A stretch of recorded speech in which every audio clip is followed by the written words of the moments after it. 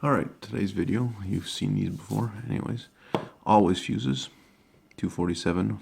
This one says Mark II, this one says Mark I. I don't think they are different. I think the only thing that makes a difference in these would normally be the striker. Is either a split one or a not split, but I could be wrong about that. Anyways, I was talking about these ones here the other day, and I was saying that I wish I had a couple of the grenades to show you guys. And I remedied that problem by picking up, I guess, two of the more well-known. Unfortunately, I haven't found some of the other ones, but eventually when I do, I'll show you guys those two. So I'll move these aside and start with the first one. So probably the most well-known of the grenades using the always fuse is this number 69 grenade. This one here, there's nothing spectacular about it, apart from the fact that it's in good condition. So I could take it apart, but first I'll explain what the markings are on it. Apparently the X's on there means that it's waterproofed for use in, I guess, more tropical climates. And the green bar indicates the type of explosive that's in it. In this case, it's amatol, an 80-20 mix. Amatol was a name given to basically ammonium nitrate mixed with TNT. So ammonium, so ammon, and then TOL for toluene, since that's what TNT is. That's what the T in trinitrotoluene. So that would be this. This one came with the everything together in here, except it was missing the spring. What's interesting about this one here is if you see, it's GE that made this fuse, and it's a Canadian one. So this was made in Ontario, if I'm not mistaken, is where the G factory was. So I could take apart the grenade somewhat. I can't take apart the main body of it. So before I get into even the grenade, this is the first pattern of the fuse. It's got the little nipple sticking out the bottom of it. Later ones got rid of it. Two of the grenades needed it at first, apparently, but they found out that it wasn't very useful. It didn't actually need to be in there. So on the later fuses, it was removed. So that's a fuse. Same thing as the other ones, except it's in, I guess I could take it apart for you, show you that first.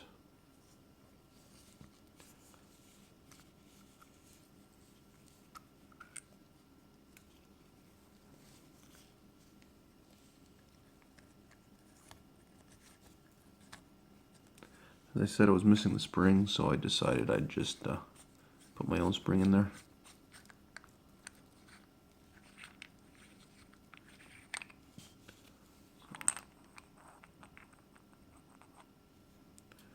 As you see, no primer, split my own spring, original ball.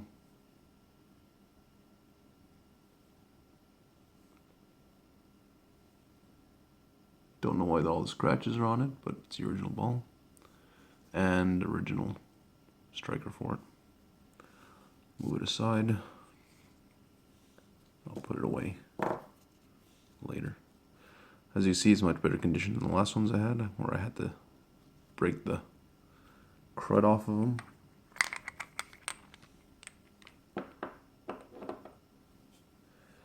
Put it out of the way. I don't really know what the markings are on it. The C is usually Canadian. I assume that's 44 or 1944. The rest, really don't know. Lead on this side.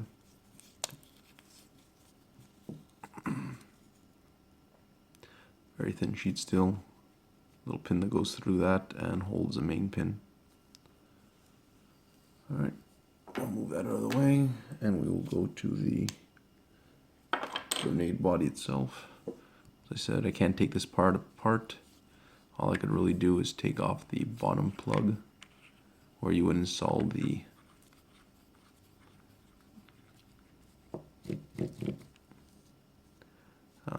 cap, and I could take out the filling plug. I don't know if I could do it like this, or I'll just grab a multi-use tool here. And this is a filling cap. As you see down there, there's a tube. That's where the primer, well, not the primer, but the actual blasting cap goes. That sets off the explosive inside. And that is basically it. Assuming it's original paint, I'm guessing it could always be a fraud. So the purpose of this grenade was that basically the English needed a grenade that was an offensive grenade rather than a defensive one. So you could actually throw this from outside of cover and not worry too much about the shrapnel hitting you. The Mills bomb was a bit more dangerous, had a larger casualty radius, I guess, because of the fact that it was made out of steel. The always fuse itself was found to be pretty dangerous. So it didn't last much after the war. It was pretty much taken out of service after the Second World War. The other issue with this is there's a nice lead ball on the top here. So if it was pointing in the wrong direction when it fired, you did actually have a dangerous projectile coming towards you. So your whole fuse was a dangerous part of this mine. So you could throw it and technically kill yourself with it or kill one of your friends with it, even if you were outside of the standard blast radius for it. So it was quickly removed from service. Same thing with the fuse. If you made the mistake of taking off the ribbon, if you weren't careful with it, the ribbon fell out, throwing it would kill you or blow up in your hand. And if the ribbon came out of it early enough and you hit a tree on the way to wherever your grenade was going, once again it would explode. So all the kind of things you didn't want to have a problem with. So from my video where you throw it, where I threw the 3D printed one, you could see that it doesn't take very long before the actual ribbon comes out.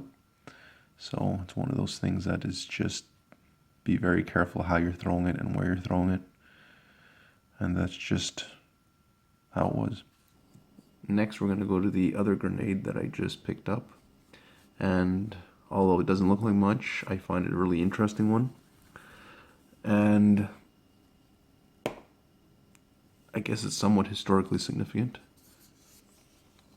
This one right here. You could tell right away why I picked it up. To start off with, we'll go over the container. This is Continental Can, once again Canadian. I assume that's for 43. And so this is a Canadian version of a number 77 from the best of my knowledge on it, because it's a little strange and I'll explain that after. You might also be able to see that I'll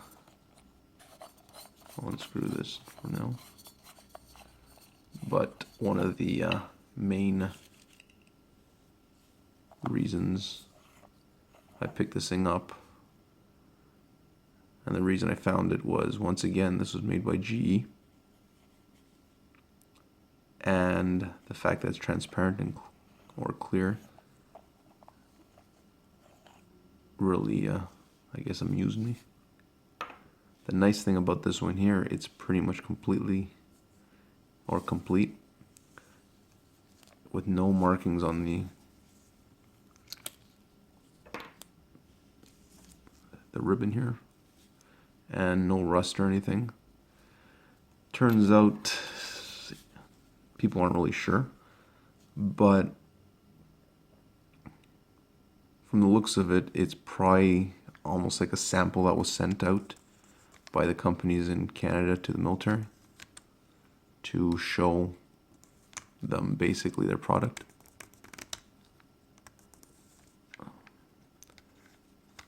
I can remove all this, it's not really necessary, but because the actual parts are brand new inside, it'll be somewhat interesting to see. So, same as before, you've got your weights, so your ball. You've got, this time, the original spring on it, which I'm very amused by. The fact that it's actually connected still. It's not damaged like the other ones I've had, along with the split. And this is the actual weight for it. The primer here is an empty one. I could try to push it out for you, but basically it, when I was talking about making my little one that I made, when I was talking about that thing, I had said that I think that they have holes in the center of them, and this being a never filled primer shows that it actually was true. It probably had a piece of tape over the top of it when it was installed, as to protect it from any possible water. I know a lot of the Mills bombs had tape over the hole in the .22 caliber primer too. So, as I said, that was interesting. I ended up finding it inside the actual body of the fuse, of the grenade.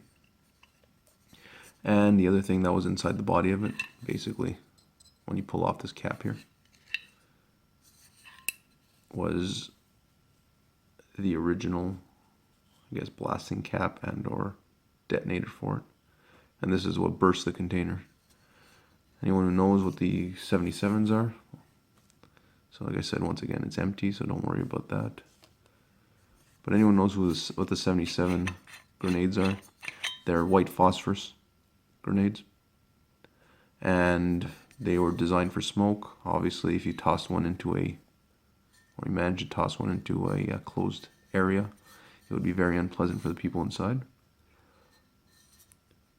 But, as I said, it's interesting because of the fact that this one here is not the standard British ones. The standard ones you see is the roll up here, a second roll down here, and the can itself has a weld down the center of it. Done to make it simpler, takes less material to do. This one here, obviously, you had to have a big enough piece to make the full size and the end. The other ones, you just need a small piece, so a smaller circle to shape, and then just a piece of material, sheet metal, and then just a cap, basically, that you pressed. Instead of having 2 parts, you had 3 parts, but simpler to make, save a bit more material too. Like I said, no markings on here painted wise. The only markings are the stamping. I've asked people, a lot of people have no idea about this thing. It's assumed that it's either an early trials version, or because of the fuse on it, a sample. I've been told there's another fuse like this in a museum in the Netherlands, if I'm not mistaken. And the guy who sold me this said that he had a second grenade like this. He didn't tell me whether or not it was actually the same model or if it was just the conventional one. But he did say he had two and he sold one to somebody a while ago. I'm just glad I came across this thing here. Like I said, I don't know much about it. I just wanted to show that it is in fact a number 77 phosphorus or white phosphorus grenade, and originally designed as a bursting smoke charge. So when it hits the ground, because as I said, these are always fuses, so they're impact fuses. When it hits the ground, the primer ignites the cap here, bursts the container, all your white phosphorus is spread around, and ignites with the heat from the explosion and the air, because as you know, it likes to burn in air and very difficult to put out. That just sits in there like that, and the fuse just sits on top of it. Well, sorry. That goes in, the cap goes back on, and the fuse sits in the cap. Don't know why it's made like that. I don't know if it's as simple as, I like to make it simpler. But, like I said, I got this. It wasn't worth making a video on each one individually. So I wanted to make a video on both my new purchases. So hope you enjoyed it. Hope it's something you've never seen also. And if anyone's got any questions on it, or if people know more information on it, just leave it in the comments below and I'll be happy to read them and discuss about it. So thanks again for watching and have a good day.